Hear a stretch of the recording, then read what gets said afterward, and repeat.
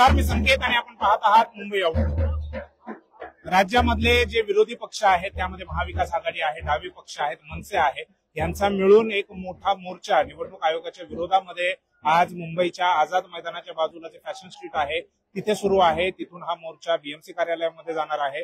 सीपीएमचे कार्यकर्ते आपल्या सोबत आहेत, पदाधिकारी आपल्या सोबत आहेत. सर्वच राजकीय पक्षांचे, आज विशेष करून विरोधी पक्ष जे आहेत त्यांचे कार्यकर्ते आज मोठ्या प्रमाणामध्ये रस्त्यावर उतरलेले आहेत. आपल्या सोबत सीपीएमचे कार्यकर्ते आहेत. काय नाव सर आपलं? आकाश बागुल. कुठून आलात? म्हणजे भांडूप मुंबईमधूनच. हा जो मोर्चा आयोजित केलेला आहे, काय सांगाल, कशा पद्धतीची मत चोरी होते? एकंदरात आज आपण जर पाहिलं असेल तर गेल्या मागच्या निवडणुकापासून जे निवडणूक आयोग आहे त्यांची भूमिका अत्यंत जे आहेत भेदभावाची राहिलेली आहे. अनेक निवडणुकापासून आपण पाहिलं असेल अनेक ठिकाणी घोळ मोठ्या प्रमाणात सापडतात, परंतु इलेक्शन कमिशन कुठल्याही प्रकारे स्पष्ट भूमिका घेत नाहीये हे आजवर पाहण्यात आलेलं आहे. आणि म्हणूनच या मतदार यादीमध्ये प्रचंड प्रमाणात घोळ आहेत, चुकीचे आहेत, परंतु त्याची दुरुस्ती करण्याचं काम त्यांचं आहे, परंतु तसं करताना ते भूमिका घेत नाही आहेत. आणि म्हणूनच येणारी निवडणूक ही पारदर्शकपणे झाली पाहिजेत. खऱ्या अर्थानं लोकशाहीला ती अत्यंत हे आहे, अन्यथा लोकशाहीला मारक ठरेल. तर निवडणुका योग्य प्रकारचं झालं नाहीत त्या लोकशाहीचा चुकीचा संदेश या देशामध्ये पोहोचेल. आणि म्हणून निवडणूक ही महत्वाची प्रक्रिया आहे आणि ते खऱ्या अर्थानं पारदर्शकपणे झाले पाहिजे, योग्य प्रकारे झाले पाहिजे अशी स्पष्ट भूमिका एकंदरीत महाविकास आघाडी आणि महाराष्ट्राची कम्युनिस्ट पक्षाची आहे. महाराष्ट्रातले जे वेगवेगळे विरोधी पक्ष आहेत, काँग्रेस आहे, राष्ट्रवादी आहे, मनसे आहे, शिवसेना आहे, यांनी आपापल्या परीने प्रेझेंटेशन देऊन मतचोरी कशी होते हे सांगितलेलं आहे. सीपीएम कडून अजूनपर्यंत तसा कोणताही प्रेझेंटेशन झालेलं नाही. प्रेझेंटेशन जरी झालेलं नसेल तरी वारंवार आमच्या पक्षाने जे आज आमची भूमिका पूर्वीपासून राहिली आहे की आपल्या बॅलेट पेपरवरती मतदान झालं पाहिजे.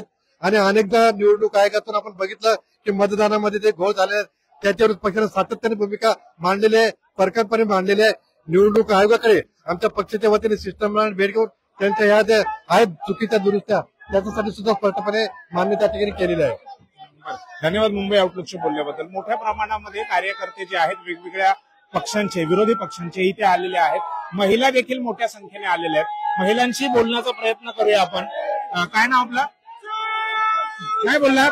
मोर्चामध्ये आलात, बोलणार नाही? बर बर. काय नाव आपलं? माझं रेखाराज. कुठून आलात? शक्तीनगर विधानसभा मानपूर. हा, मानपूर वरून आलात. मोर्चामध्ये आलेला काय मोर्चा आहे? मोर्चा आहे वोटिंग मध्ये ज्या लिस्ट आहेत वॉर्डच्या त्याच्यात नावं नाहीयेत, कोणाची जी मृत झालेली आहेत त्यांची नावं त्याच्यात डिक्लेअर आहेत, तेही पण डिलीट नाही केली. आणि नाव कोणाचे, फोटो कोणाचे, असं सगळं घोळ झालेला आहे. आणि हा सरकारने घोळ जो आहे तो क्लिअर करावा. आणि त्याच्यात यंग मुलाचं नवीन मुलं झालेली आहेत तयार, त्यांचे सुद्धा फॉर्म भरले गेलेले नाहीयेत, त्यांचे फॉर्म भरायला पाहिजेत. खरं म्हणजे आता 17 वर्ष जुने आहे, माणूस मृत झालेला आहे आणि त्याचं जरी नाव मस्टरला येत असेल तर फायदाच काय आहे? त्याचं एक वोट गेलं ना. मग त्याच्यात नवी जागा भरा ना, रिक्त त्या आहेत त्या करून टाका, सगळं नव्याने व्यवस्थित करून मग नवीन वोटिंग करा. ईव्हीएम वरती की बॅलेट पेपर वरती निवडणूक झाल्या? इव्हिनिंग वरती बॅलेट पेपर. काय नाव आपलं? माझी कल्पना बामणे. कुठून आलात? अणुशक्तीनगर, भारतनगर. निवडणुका ईव्हीएम वर व्हाव्यात की बॅलेट पेपरवर? Ballot paper. का बरं? कारण घोळ होणार नाही ना. कारण मतदान एकाच घरात 5-5, 10-10, 15-15 लोकांच्या हे केले आहेत, तर ते नाही झालं पाहिजे. आता लिस्टवर निवडणुकीच्या यादीवर तुम्ही जर घोळ कमी केलात तर निवडून कोण येते ते समजत नाही ना. निवडणूक मतदान करणारे असतात पण बिना मतदान नसतानाच जे लोक करतात एकेका घरावर 15-15 लोकांचे, ते कमी झालं पाहिजे. याद्या तुम्ही रिचेक करा आणि जे खरं मतदान आहे त्याच्याच नावं आली पाहिजे यादीवर.